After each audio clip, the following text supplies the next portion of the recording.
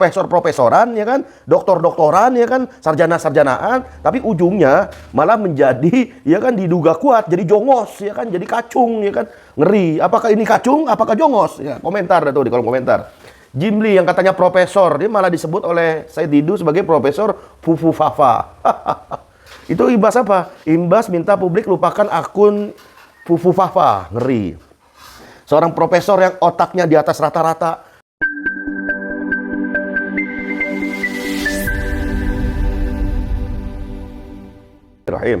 Assalamualaikum warahmatullahi wabarakatuh. Jumpa lagi Al-Fakir Abi Faisal. Pada kesempatan hari ini saudara, Kamis 26 September 2024. Bagaimana keadaan saudara dan keluarganya? Semoga semuanya sehat, mulia, barokah. Amin, Allahumma amin. Masih panjang umur perubahan, panjang umur perjuangan. Nggak mau berubah, nggak mau berjuang. Apa kabar otak? Ya kan, udahlah cukup satu otak doang. Budi Ari yang bilang ini Pupu Papa bukan Gibran, Pupu Papa bukan Gibran. Nanti akan cari apaan? Cari kambing hitam. Cari siapa? Cukup satu otak doang. Ini nambah dua otak, ya kan? Jim Lee Asidiki, seorang pakar hukum positif, ya kan? Yang harusnya dia mendorong hukum positif buat si Pupu Papa yang tidak lain dan tidak bukan adalah diduga Gibran. Dia harusnya yang menjaga, ya kan? Mengawal hukum positif. Katanya hukum positif kan? Ini mah kadang begitu. Ditawarin syariat Islam secara kafah, secara total nggak mau. Ditawarin ada hukum positif, ya kan? Ada hukum positif jelas, ya kan? Nggak mau juga. Terus maunya apa? Oh, ternyata maunya Jim Lee itu minta maaf, ngeri. Terus minta maaf, buat apa? Profesor sekolah hukum, buat apa? Bubarin aja tuh, bubarin universitas, kampus-kampus bubarin. Karena kalau ada pejabat yang diduga salah, itu cukup minta maaf. Bubarin itu semua, KPK bubarin, ya kan? Kampus-kampus bubarin, ya kan? Semuanya bubarin, sekolah-sekolah SD, SMP, dan SMA itu bubarin semua. Buat apa sekolah? Kalau ada kesalahan seorang pejabat, anak pejabat, cukup minta maaf. Ya kan di sini kan? Nggak berkah ilmunya dari Jim Lee ini. Buat apa sekolah tinggi-tinggi, profesor-profesoran, ya kan? Doktor-doktoran, ya kan? Sarjana-sarjanaan, tapi ujungnya malah menjadi, ya kan, diduga kuat, jadi jongos, ya kan? Jadi kacung, ya kan? Ngeri. Apakah ini kacung? Apakah jongos? Ya, komentar tuh di kolom komentar. Jim Lee yang katanya profesor, dia malah disebut oleh Said Didu sebagai profesor Fufu Fafa. Itu imbas apa? Imbas minta publik lupakan akun Fufu Fafa, ngeri. Seorang profesor yang otaknya di atas rata-rata, tiba-tiba otaknya bisa di bawah rata-rata karena mendukung yang diduga Fufu Fafa ini, ya kan, yang diduga Gibran ini, ngeri.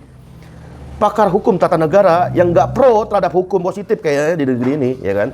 Kalau ngomong ya kan bisa aja, HTI, FPI, anti undang-undang dasar, anti Pancasila. Dia sendiri ini Jim Lee Asidiki, seorang profesor anti terhadap undang-undang, anti terhadap hukum positif.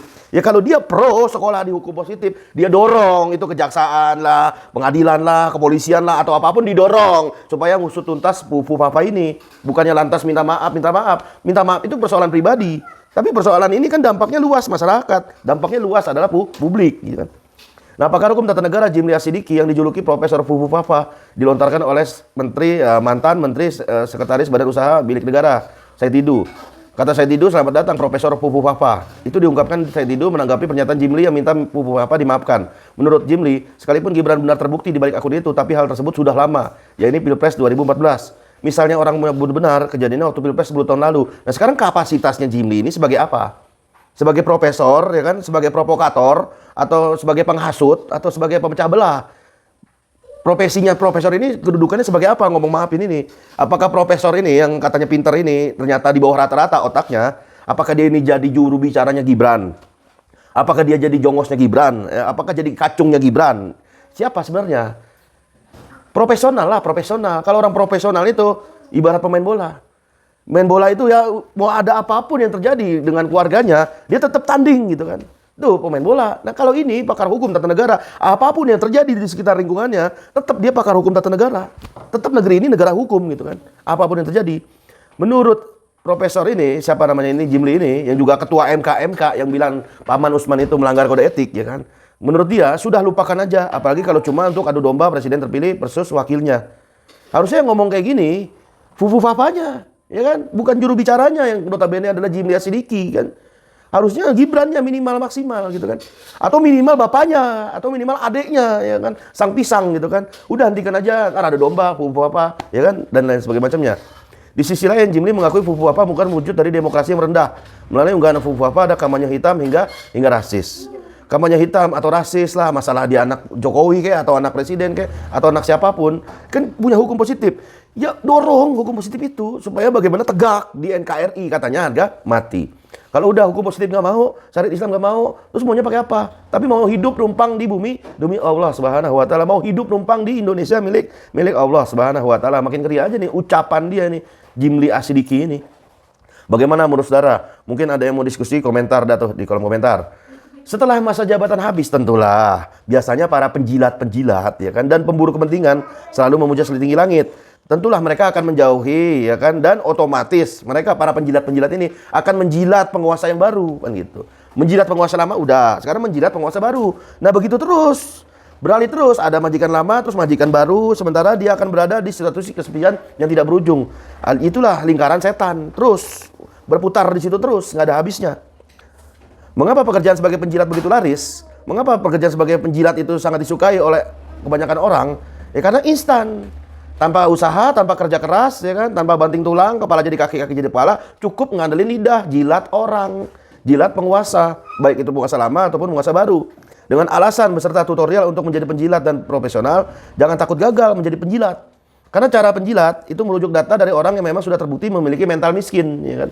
Mereka nggak mau itu kerja keras, nggak mau banting tulang, cuma tahu-tahunya menjilat. Menjadi seorang penjilat handal itu sebenarnya pekerjaan yang sangat mudah, tidak ada risiko, serta memiliki keuntungan yang luar biasa besar. Dan syaratnya juga tidak terlalu sulit bagi siapapun untuk menerapkannya. Nggak ada penjilat itu harus lulusan profesor, penjilat itu lulusannya dokter S1 dulu, S2 dulu, nggak ada. Jadi penjilat itu mudah. Di level kampung aja, level desa aja, jadi penjilat itu sangat mudah. Orang nggak sekolah aja bisa jadi penjilat, kan gitu. Nah, syarat pulang utama kalau mau jadi penjilat, cukup muka tembok, muka tebal, ya kan, ahli bersilat lidah, ya kan, dan mampu mencari alasan untuk memutarbalikkan fakta, dan mampu berdalih sekian banyak 1000 alasan. Itu cara paling utama jadi penjilat. Jika menemukan orang yang berani mengkritik majikan, maka wajib menjadi orang pertama yang counter kritikan itu. Gitu kan. Tapi jangan lupa, harus menggunakan kata hinayaan, cacian, dan vokal mengeraskan suara jika terdesak kala debat, maka wajib melakukan kontak fisik, adu otot kalau perlu. Nah, itu ciri-ciri penjilat. Karena itu akan menjadi nilai lebih, menjadi value, nilai lebih di mata majikan yang dibela, kan gitu. Nah, termasuk orang-orang rezim-rezim yang menipu dan berbohong, dia pasti akan sekuat tenaga. Ya kan, kisahnya Sylvester dengan Bang Rocky Gerung itu kan, bagaimana kisahnya terpampang di monitor nyata saat live streaming. Ya itu salah satu contoh. Nggak perlu jadi profesor, nggak perlu jadi dokter, yang penting dia harus siap aja adu otot gitu kan. Apalagi yang adu otot sendiri pun, pasukan berani mati Jokowi, itu ternyata tidak ada sama sekali batang hidungnya. Ngeri kan? Ngeri. Nah, karena memang orang-orang dengan kriteria tadi penjilat untuk 5 tahun ke depan, dia akan jadi buzzer murahan. Dia jual diri, ya karena penjilat gajinya bukan uang dari jabatan komisaris, tapi penjilat datangnya dari uangnya, sumbernya dari pajak rakyat. Tentulah dia akan menikmati sekenyang-kenyangnya. Dan itu tanpa dilakukan kerja keras. Nah, dalam Islam, yang namanya pejabat, siapapun dia, kalau memang salah ya salah, benar ya benar. Dan inilah yang dilakukan oleh Nabi SAW. Saat ada namanya Fatimah juga, Fatimah binti Makhzumiyah. Suku terpandang, itu yang notabene orang-orang ya tersohor lah, ya kan. Kemudian ada penjilat datang kepada Nabi. Itu gimana itu? Nabi SAW, ya Rasulullah, itu Fatimah binti Makhzumiyah, kalau bisa jangan dipotong tangannya, kalau bisa jangan dihukum, kalau bisa dikasih ruksoh, dikasih ujur, ya kan, dan lain sebagainya macamnya. Tapi apa jawaban Nabi SAW? Jawabannya, demi Allah, malah nantang. Seandainya Fatimah binti Muhammad mencuri, ya kan, menjawab dari Fatimah binti Makhzumiyah tadi yang mencuri. Seandainya Fatimah binti Muhammad mencuri, akan aku potong tangannya, gitu kan. Itulah jaminan kalau sistem Islam yang tidak lain dan tidak bukan adalah syariah dan khilafah tegak di Indonesia milik Allah ini dan bumi Allah ini. Nggak ada jaminan. Mau dia anak Jokowi kek, mau anak presiden kek, mau anak sultan kek, anak khalifah kek, anak raja sekalipun, kalau salah ya dihukum. Nggak akan lepas dari hukuman. Nah, itulah sifat keadilan dari aturan yang maha adil.